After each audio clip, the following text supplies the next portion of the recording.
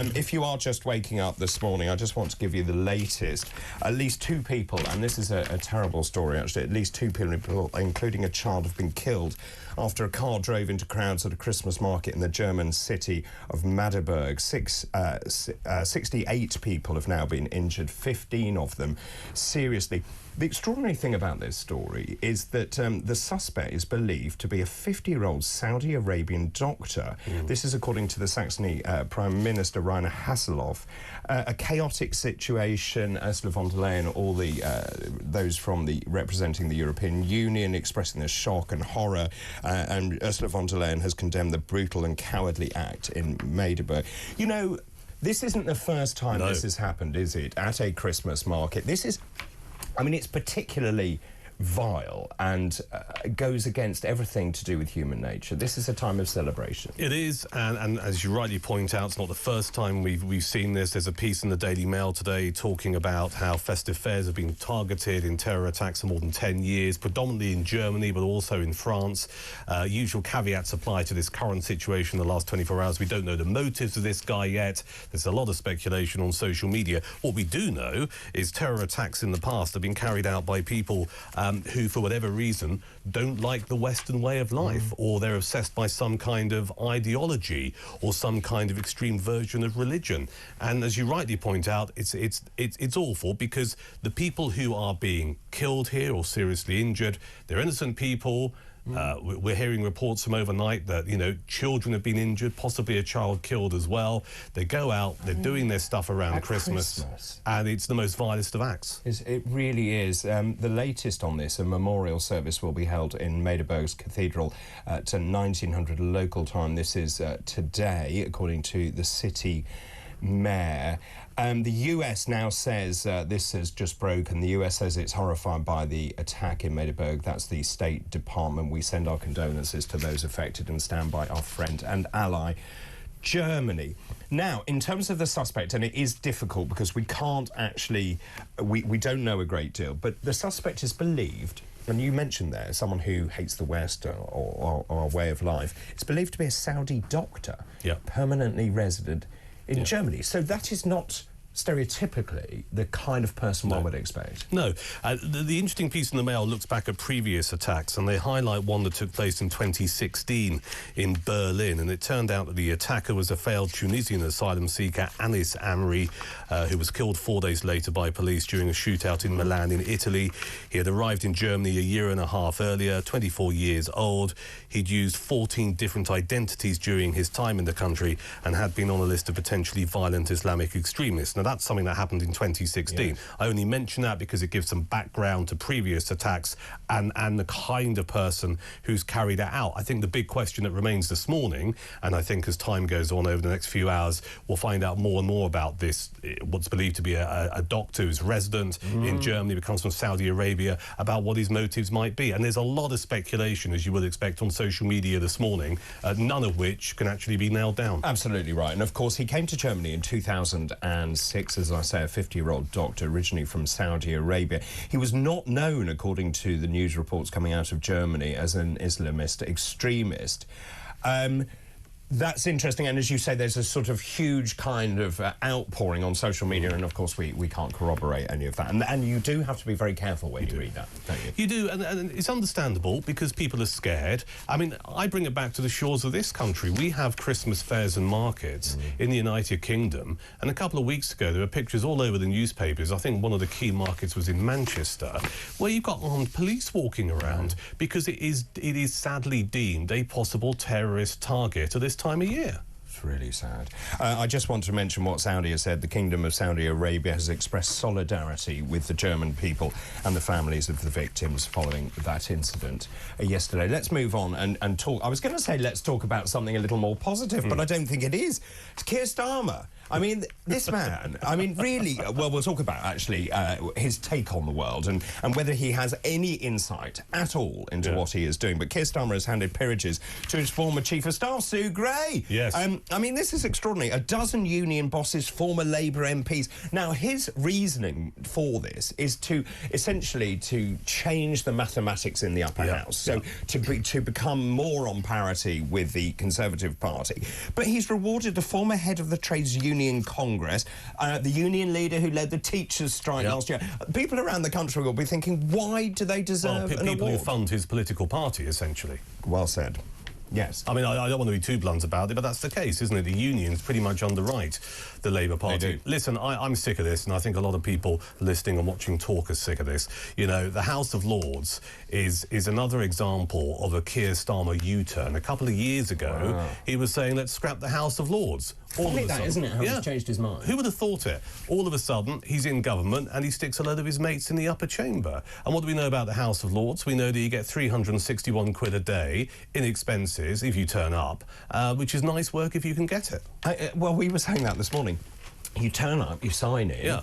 You're there for 5 minutes, have a lovely lunch. You were also telling me about the subsidised canteen. Yeah, so I did the stint in Parliament. I ran an MP's office for a year as a senior parliamentary assistant, and I was fascinated to learn one of the Lords restaurants, bearing in mind a lot of restaurants, a lot of bars in the Palace of Westminster, but one of the Lords restaurants. And so this is going back 3 years. 3 years. Ribeye steak with thick cut hand-cut thick chips. Yes. I think they might have been triple cooked. £5.85, £6.50.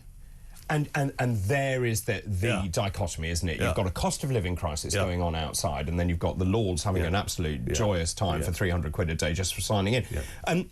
Just in terms of that arithmetic, it was 185 Labour peers, 271 Conservatives. At the end of all of this, it will be 211 Labour, 232. Look, I have changed my mind on this because I think the House of Lords is anachronistic. I think it has to change.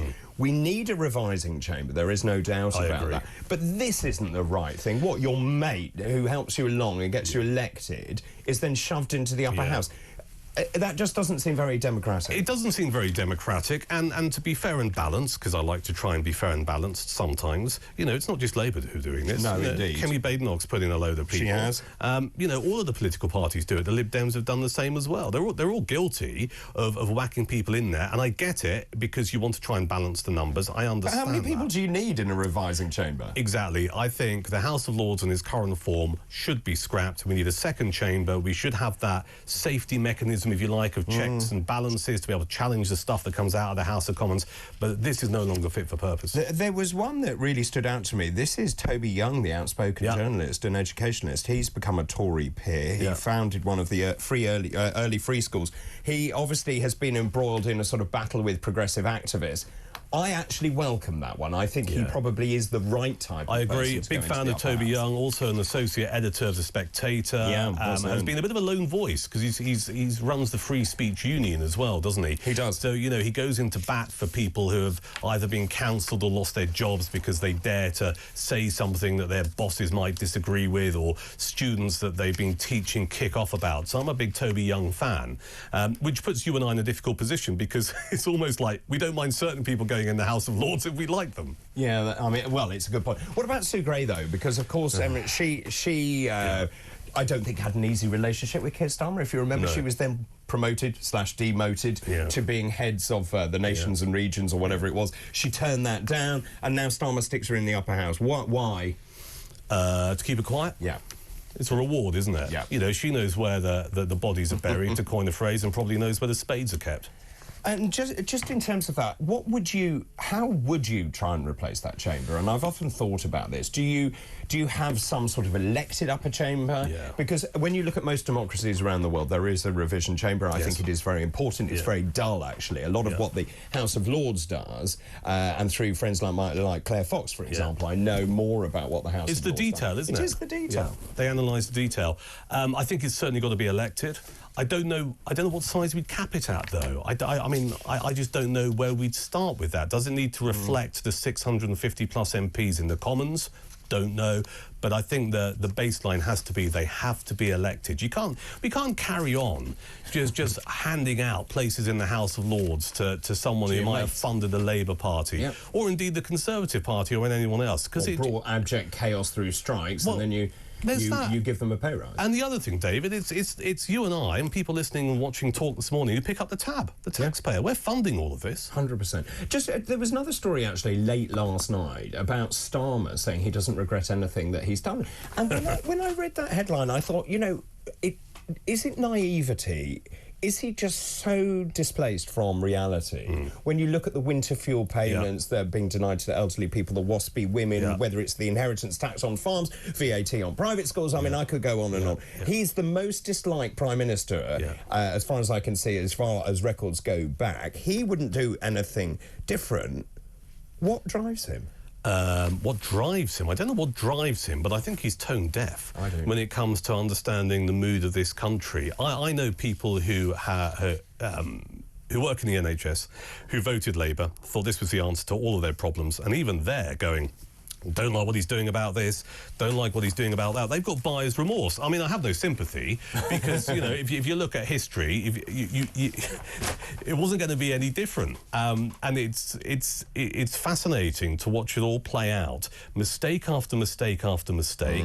There's a little bit of class war going on here with the VAT 20% VAT on public school fees. There's stuff that, if you're into politics and you want to talk about the optics, you just shake your head in disbelief. I mean, the winter fuel allowance stuff, no manifesto, you know, couple of weeks of getting into power, up rocks our Chancellor, you know, Rachel from Accounts or Customer Services or whatever she's calling herself this week, you know, coming out with this stuff, and you just think, where is this coming from? Because in the great scheme of things, it doesn't save a great deal of money. And, you know, she will say, oh, no, well, we need to balance the books. 22 billion, black hole, 22 billion.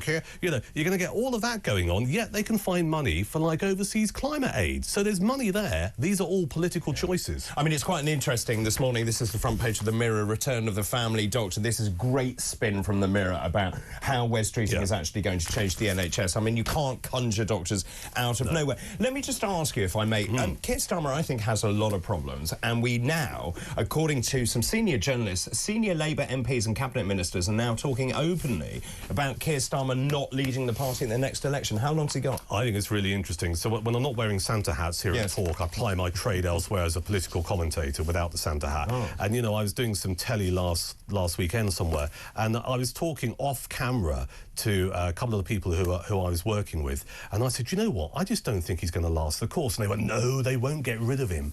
And I found myself thinking, do you know what, it's not necessarily him being got rid of.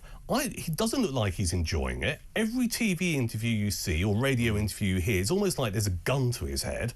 You know, there's no charisma, there's zero personality. He bristles at any form of hard questioning. I think a combination of him just going, I've had enough, and actually some of his party colleagues, namely I would suggest Angela Rayner and Wes Streeting, on manoeuvres, well, probably, I don't think he's going to last the term at this rate. No, I would agree. I really don't. I mean, it wouldn't surprise me in 2 years' time if he's gone.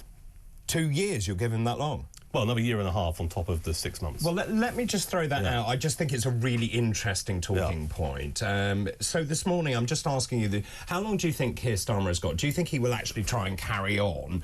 I agree totally. He has no kind of grasp, I think, of the portfolio. He has no understanding of how the country feels. He hates any kind of hard questioning, and then he reverts to saying, well, it was the Tory government. But you can't do that. You can't continue to do that. So let me just ask you this morning, how long do you think Keir Starmer has got? Do you think he can actually see out this parliamentary term? Are there forces amassing? And if so, who is it? Is it Angela Rayner? Is it Wes Streeting? We have our thoughts on that.